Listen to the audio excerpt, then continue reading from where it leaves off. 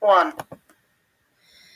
Hi, everyone. So let's take a little look into Napoleon's campaign into Egypt. And you can see on this map, it's really pretty neat because it shows you exactly where Napoleon started, where other ships that sailed on this campaign were sent from, and then where eventually he's going to travel to and what happened there. So I'll take you on a quick little tour just so you can get an idea of what happened. So we're going to actually start off in the town of Toulon, which is in the southeast section of France, right on the Mediterranean right here. And this is where Napoleon's going to station some troops. I think it was like 13 ships of the line, which is a type of boat. Then there was these 14 frigates, which is another type of ship. And um, he's going to assemble all of these ships to come. And where are they coming from? Not just Toulon, actually. They're also coming from, if we zoom in a little bit, some of these other towns. So the town of Genoa, or the Genoese Navy, is going to send ships to support Napoleon. The town of Bastia, which is from his native island of Corsica, actually are going to send some of their fleet as well. And Civitavecchia, I hope I'm pronouncing that right, is also, which is northwest of Rome, about 20 miles, I think it is. They're also going to send some of their fleet to support Napoleon.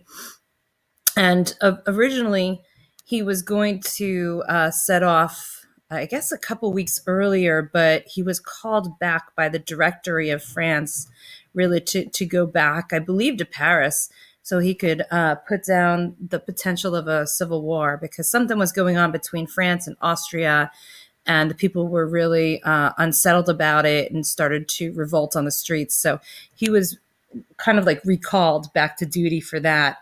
And then he came back to Toulon to start up his campaign to take Egypt.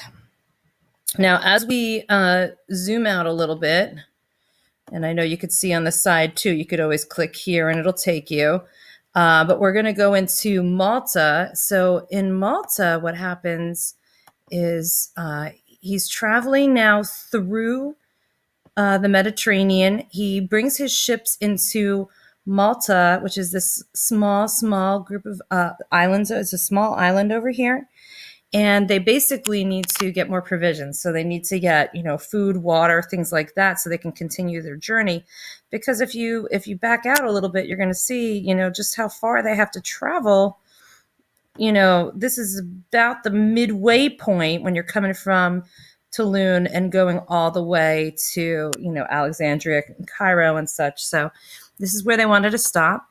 Napoleon asked the Knights of Malta, please let us in. We need our provisions. And the Knights said, basically, well, you can, but only 2 ships at a time. Napoleon was really nervous about that because he knew the British Navy was looking for him. And so he didn't want to get detected. So he just decided, well, let's just take over Malta while we're here.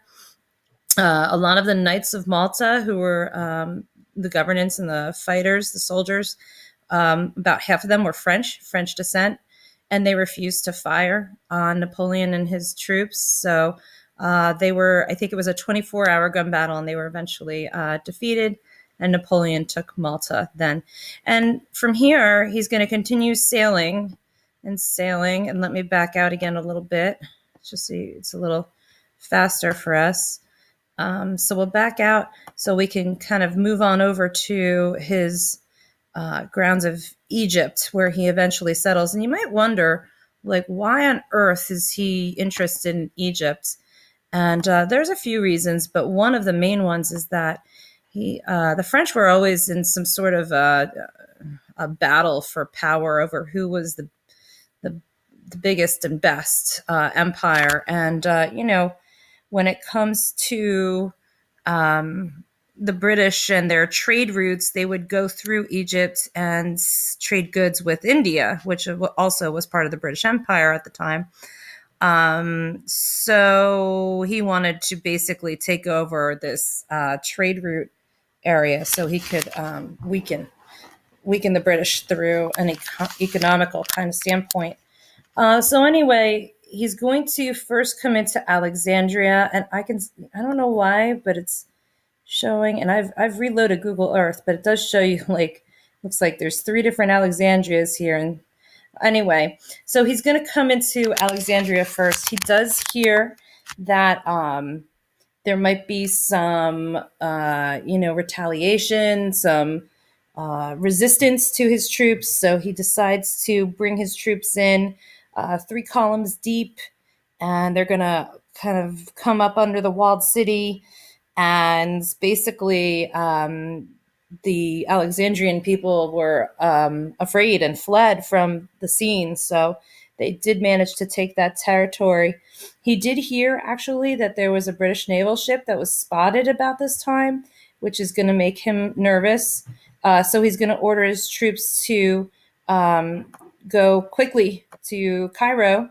And they get within about 9 miles of the pyramids of Giza, and that's where they're going to fight the Malmuk group. And these are Egyptians, and they're going to fight them by way of making what's called a divisional square, which is they basically form in a square formation, and they have all of their guns pointing outward and their cannons pointing outward. And the Malmuk group is going to circle around them, and then Napoleon's troops are just going to fire outward at them, like so. And so they were easily defeated. I think I have the statistics. I think it was a big discrepancy between how many Malmuks versus the Napoleon French soldiers were killed. I think it was like, I want to hear. I'll flip back to the screen just so I make sure I get it right, because I hate to have inaccurate statements. So here I'm going to flip over to where I've been taking notes on all of this through Wikipedia. So thank you, Wikipedia, for this information. And if it will allow me to scroll up, it says there's all of his frigates. And if we scroll further down, sorry, it's a little slow when I have so many tabs open. Oh, that was kind of cool, the Arpents. Here we are, Pyramids of Giza. 300 French soldiers were killed and 6,000 Egyptians. That's a pretty big difference right there. So what happens is, of course, the Cairo is going to be handing over the territory of Cairo to Napoleon. Napoleon's going to set up his headquarters here, and they have to get food and provisions from somewhere. So what they do is they decide, maybe it was ill-advised, I don't know. There's been a little bit of debate over that, and I know it's hard to tell which one is which, but it's the town of Abu Qir, which is also the bay, named after the bay, where Napoleon's fleet, many of his ships were set up and anchored here.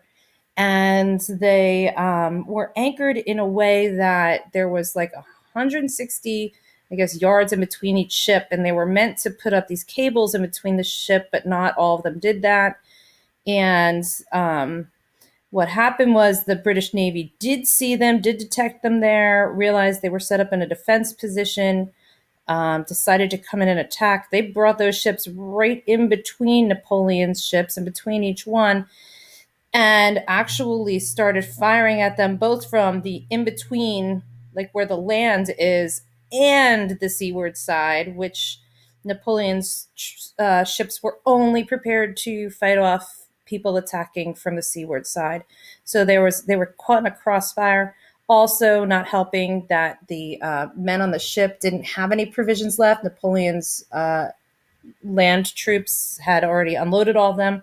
So they had to send people over to land to try to get some. They were being attacked by Bedouin tribesmen. And so they had to send people out with a large army, like not maybe a large army, but some men, some crew to protect them. So they were understaffed on these ships as well. All right, so that's about it. And I need to end the screencast, otherwise it'll close on me. So thank you, and I hope you enjoyed it.